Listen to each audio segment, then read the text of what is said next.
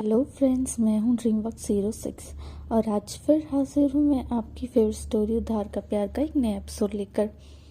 तो जैसा कि हमने पिछले एपिसोड में जाना था कि संयोगिता की प्रेगनेंसी की बात सुनकर ज़ारा और उसकी सास तो खुश हो जाते हैं क्योंकि अब उन्हें लगता है कि संयोगिता इस घर से चली जाएगी और फाइनली अनुप्रिया इस घर में आ जाएगी। बस संयोग इस न्यूज़ से हैरान रह जाता है। उसे समझ नहीं आता कि वो क्या करे, ये इससे क्या हो गया।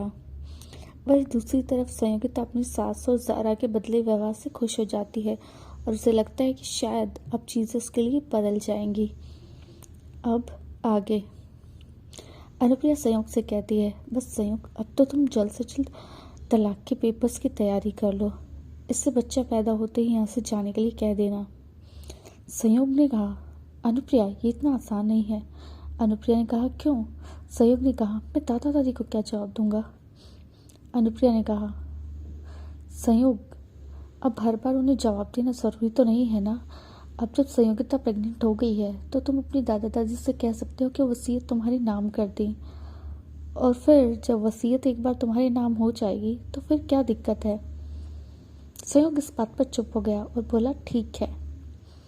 अनुप्रिया इसके जवाब से संतुष्टि नहीं और वो बोली, संयोग हम लोग हमेशा से एक दूसरे के लिए बने थे, ये बात तुम भी जानते हो। तुमने बचपन में मुझसे वादा किया था कि तुम हमेशा मेरे साथ रहोगे, तो अब क्या हुआ? संयोग अपना सर पकड़ कर बैठ गया। ये वादा, वो बच्चा था, उसे नहीं पता था कि उसने ऐसा क्या कहा था। उसे बस ये याद है कि उसे वो जो गुड़िया बहुत पसंद थी जो अनुप्रिया ने उससे ज़बरदस्ती ले ली थी। ये वादा तो उसने उस छोटी लड़की से भी किया था, पर शायद उस छोटी लड़की से किया गया वादा उसने दिल से किया था और अनुप्रिया से मजबूरी में। अब वो नहीं समझ पा रहा था कि क्या सच में वो अनुप्रिया से प्यार भी करता है, पर क्या वो संयोगिता से प्यार करता है। संयोग इसी उधेड़बुन में रहता है। अनुप्रिया से गुस्से से कहती है, कुछ तो बोलो संयोग। संयोग कहता है, ठीक है अनुप्रिया, मैं करूँगा दादाजी से बात। संयोग की ऐसी बात सुनकर अनुप्रिया वहाँ से खुश होकर संयोग को गले लगाकर वहाँ से चली जाती है। संयोगिता जब चेकअप कराकर घर आती है तो उसकी सासू से बिठाती है और सर्वेंट से कहती है, बहू के लिए जल्दी से जूस लेकर आओ, वो थक गई है। संयोगिता अपनी सास का इतना लाड प्यार देखकर बहुत खुश हो जाती है। इतना प्यार तो कभी उसकी सगी माँ ने भी उसे नहीं दिया था। पर संयोग को कहाँ पता था कि प्यार नहीं, ये सिर्फ एक धोखा है, एक छल है जो उसे यहाँ से निकालने की तैयारी के लिए किया गया है। संयोग भी नीचे आ गया। ज़ारा भाभी ने उसे रिपोर्ट दिखाते हुए कहा, संयोग बेबी स्वस्थ है और बहुत अच्छी हालत में है, पर थोड़ी सी कॉम्प्लिकेशंस हैं। संयोग ने पूछा, क्या कॉम्प्लिकेशंस? ज़ारा ने कहा, तुम तो जानते हो कि संयोगिता बहुत छोटी है तो डिलीवरी के टाइम थोड़ी दिक्कत आ सकती है। संयोग ने ये सुना तो वो एकदम से घबरा गया और वो बोला, तो फिर ठीक है, हम ये बच्चा नहीं करते हैं। जब संयोग ने ऐसा कहा तो उसकी माँ ने उसे आंखें दिखाई। भला इस लड़की की जान से उन्हें क्या मतलब है? अगर ये डिलीवरी के समय मर गई तो क्या ये उनके लिए अच्छा नहीं होगा? फिर दादा दादी को कन्विंस करना और भी आसान हो जाएगा। उसकी माँ ने कहा, संयोग तुम ये कैसी बातें कर रहे हो?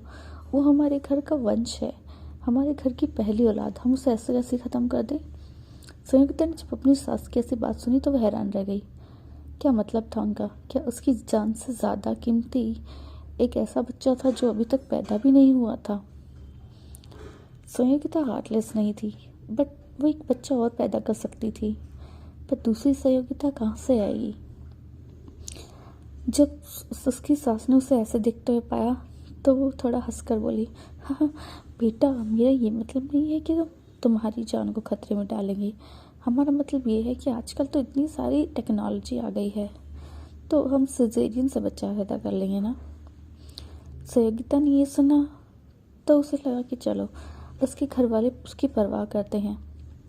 पर संयोग थोड़ी टेंशन में आ गया। उसे पता था कि सिजेरियन के बाद थोड़े बहुत कॉम्प्लिकेशंस तो होते ही हैं और संयोगिता इतनी छोटी है, वो उसके लिए अपनी बॉडी को ख़राब कर रही है। वो कितने दर्द से गुजरेगी और उसके घर वाले चाहते हैं कि वो बस उसे ऐसे ही जाने के लिए कह दे। क्यों? क्यों कोई एक औरत के त्याग को नहीं समझता है। उसे पता है कि वो उसके लिए अपने शरीर में इतने बदलावों को बर्दाश्त करेगी, इतने दर्द से गुजरेगी। संयोग ने सोचा कि ठीक है, अगर वो उसके साथ हमेशा नहीं रह पाया तो कम से कम इस समय तक उसे इस दुनिया की सारी खुशियाँ ला देगा। यही सोचकर संयोग ने डिसाइड किया कि वो अब हर वक्त संयोगिता के साथ रहेगा और उसके हर पल को खुशियों से भर देगा। उस दिन संयोग ने बहुत सारे खिलौने मंगा लिए। संयोगिता ने जब उन खिलौनों को देखा तो वो खुश हो गई। संयोगिता ने कहा, संयोग जी ये सब क्या है? संयोग ने कहा, ये हमारी बेबी के लिए है। संयोगिता ने जब ये सुना तो वो खुश हो गई। संयोग को उसकी और अपने बच्चे से कितना प्यार था। संयोगिता का प्यार धीरे धीरे संयोग के लिए वापस आने लगा था। संयोग संयोगिता को अपने हाथों से खाना खिलाता था और उसके पैरों की मसाज भी करता था।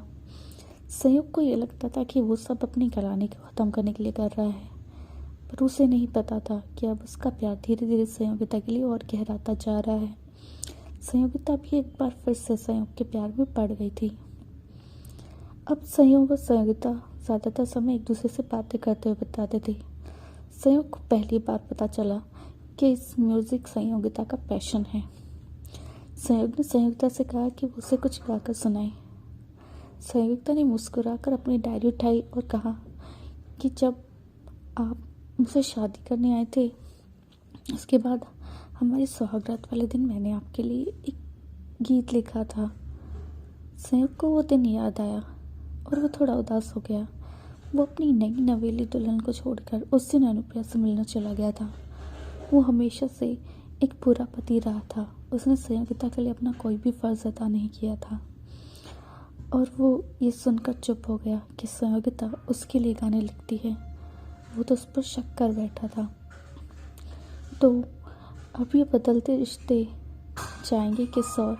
क्या फाइनली संयोग संयोगिता के प्यार में पड़कर उसे कर देगा जाने से मना, या फिर अपनी माँ अनुप्रिया और ज़ारा के कहने पर वो छोड़ देगा उसके साथ? क्या संयोगिता दे पाएगी एक हेल्दी बेबी को जन्म, या फिर उसकी जान पर बनाएगी? क्या होने वाला है संयोगिता के साथ?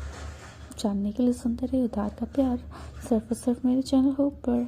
Thanks for